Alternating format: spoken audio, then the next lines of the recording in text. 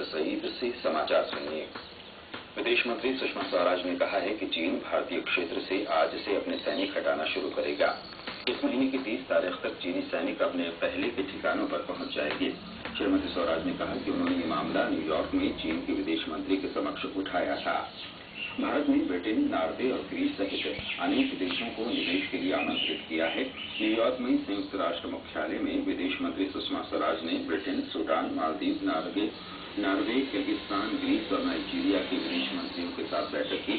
उन्होंने भारतीय अर्थव्यवस्था, विशेषकर नई सरकार की महत्वाकांक्षी योजनाओं में निवेश करने का आग्रह किया है। प्रधानमंत्री नरेंद्र मोदी अमेरिका यात्रा के क्रम में फ्रैंकफर्ट पहुंच गए हैं। वे रात्रि विश्राम के बाद आज अमेरिका के लिए रवाना होंगे। प्रधानमंत्री न्यूयॉर्क में 11 सितंबर 2001 के हमले में मारे गए लोगों की याद में बने स्मृति स्थल और संग्रहालय में श्रद्धांजलि अर्पित करेंगे। बाद में श्री मोदी संयुक्त राष्ट्र महासचिव बान की मून से मुलाकात करेंगे। श्री मोदी कल भारतीय समय के अनुसार रात लगभग 8 बजे संयुक्त राष्ट्र महासभा के 69वें अधिवेशन को संबोधित करेंगे। भारत सहित समूह 4 के देशों ने संयुक्त राष्ट्र सुरक्षा परिषद में सुधार पर बल दिया है। समूह 4 के देशों में भारत के अलावा ब्राजील, जर्मनी और जापान है। इन देशों के विदेश मंत्रियों की न्यूयॉर्क में संयुक्त राष्ट्र महासभा के 69वें सत्र के मौके पर बैठक हुई। वे इस बात पर सहमत थे कि मौजूदा अंतर्राष्ट्रीय चुनौतियों से प्रभावी तरीके से निपटने के लिए सुरक्षा परिषद में सुधार की तत्काल आवश्यकता है। प्रधानमंत्री नरेंद्र मोदी ने अफ्रीका में इबोला वायरस के खिलाफ लड़ाई के लिए संयुक्त राष्ट्र को $1 करोड़ 20 लाख की सहायता की मंजूरी दी है। विदेश मंत्रालय के प्रवक्ता सैयद अकबरुद्दीन ने कहा कि $1 करोड़ संयुक्त राष्ट्र महासचिव कोष में दिए जाएंगे और $20 लाख इबोला से निपटने के लिए रक्षात्मक उपकरण खरीदने के लिए दिए जाएंगे।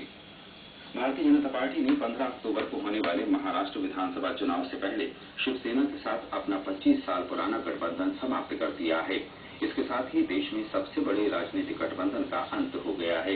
भाजपा के प्रदेश अध्यक्ष देवेंद्र फडणवीस ने कल मुंबई में गठबंधन टूटने की घोषणा की। शिवसेना के साथ गठबंधन तोड़ने की भाजपा की घोषणा के कुछ ही मिनट बाद राष्ट्रवादी कांग्रेस पार्टी ने भी कांग्रेस के साथ गठबंधन समाप्त करने की घोषणा की। उसने राज्य सरकार से हटने की भी घोषणा की है। पार्टी नेता प्रफुल्ल पटेल और अजित पवार ने मुंबई में ये जानकारी दी। सरकार ने कौशल विकास के जरिए शहरी और ग्रामीण गरीबों के उत्थान के लिए दीनदयाल अंत्योदय योजना की शुरुआत की है। नई दिल्ली में कल ग्रामीण और शहरी गरीबों के कौशल विकास से संबंधित एक राष्ट्रीय सम्मेलन में शहरी विकास मंत्री वेंकैया नायडू ने कहा कि उनके मंत्रालय ने इस योजना के लिए 1000 करोड़ रुपए आवंटित किए हैं। उन्होंने कहा कि सरकार ने ये योजना 4000 से ज्यादा शहरों में लागू करने का निर्णय लिया है। ग्रामीण विकास मंत्री नितिन गडकरी ने कहा है कि सरकार विशेष रूप से ग्रामीण क्षेत्रों में बेरोजगारी की समस्या को दूर करने के लिए कौशल विकास प्रशिक्षण केंद्र शुरू करेगी।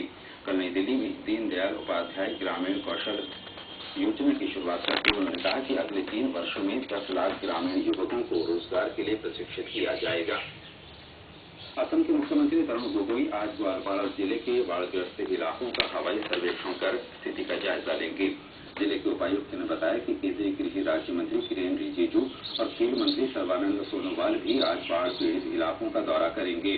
श्री गोगोई ने फौरी राहत के तौर पर प्रधानमंत्री नरेंद्र मोदी से 1000 करोड़ रुपए जारी करने का अनुरोध किया है। इस बीच बाढ़ से सबसे ज्यादा प्रभावित ग्वालपाड़ा और कामरूप जिलों में स्थिति में सुधार हुआ है।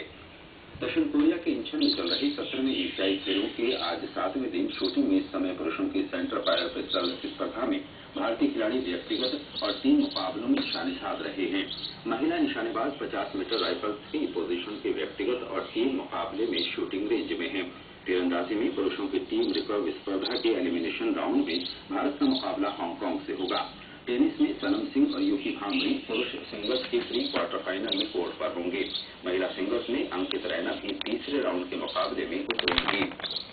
बैडमिंटन में पी कश्यप पुरुषों के प्री क्वार्टर फाइनल में अपनी चुनौती रखेंगे। वॉलीबॉल में महिला टीम मालदीव के साथ खेलेगी, जबकि पुरुष टीम का मुकाबला ईरान से होगा। मुक्केबाजी में शिव थापा, कुलदीप सिंह, अतुल कुमार, अमरप्रीत सिंह अपने अपने वर्ग के प्री क्वार्टर फाइनल मुकाबलों में रिंग में होंगे। हॉकी में भारतीय महिला टीम का मुकाबला मलेशिया से होगा।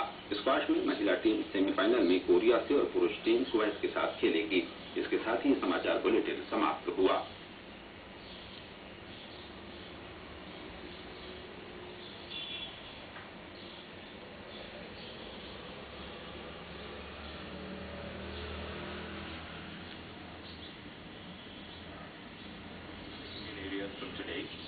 return to the old positions by the 30th of this month. Mrs. Swaraj said that she took up the matter with the Chinese counterpart in New York today and the bad phase will be over soon. On holding talks with Pakistan, she said India took the initiative but Pakistan spoiled it as its High Commissioner in New Delhi held talks with the Hurriyat leaders. On his way to the United States, Prime Minister Narendra Modi has arrived at Frankfurt. After an overnight halt, he will leave for US today. On his arrival in New York today, the Mayor of New York, Mr. Bill de Blasio, will call on him at Hotel New York Palace, where the Prime Minister will be staying till Sunday. Mr. Modi will begin his day tomorrow by paying tributes at the 9/11 Memorial and Museum, followed by meeting United Nations Chief Ban Ki-moon at UN headquarters. The Prime Minister will address the 69th session of United Nations General Assembly, UNGA, around 8 p.m. Indian Standard Time. The theme of the UNGA is delivering and implementing a transformative post-2015 development agenda. There will be a number of high-level events on the sidelines of the inaugural session on issues like climate change, population and development, indigenous people, and UN peacekeeping. India has invited several countries, including the United Kingdom, Norway, and Greece, to invest in India. The invitation was extended by the External Affairs Minister Sushma Swaraj in meetings with her counterparts from UK, Sudan, the Maldives, Norway, Kyrgyzstan, Greece, and Nigeria. Ms. Swaraj held back-to-back meetings at the UN headquarters in New York. Ms. Swaraj invited them to participate in the ambitious projects and proposals unveiled by the new government, especially through investment in the Indian economy. G4 countries have underscored their continuous commitment to a Security Council reform which should be reflected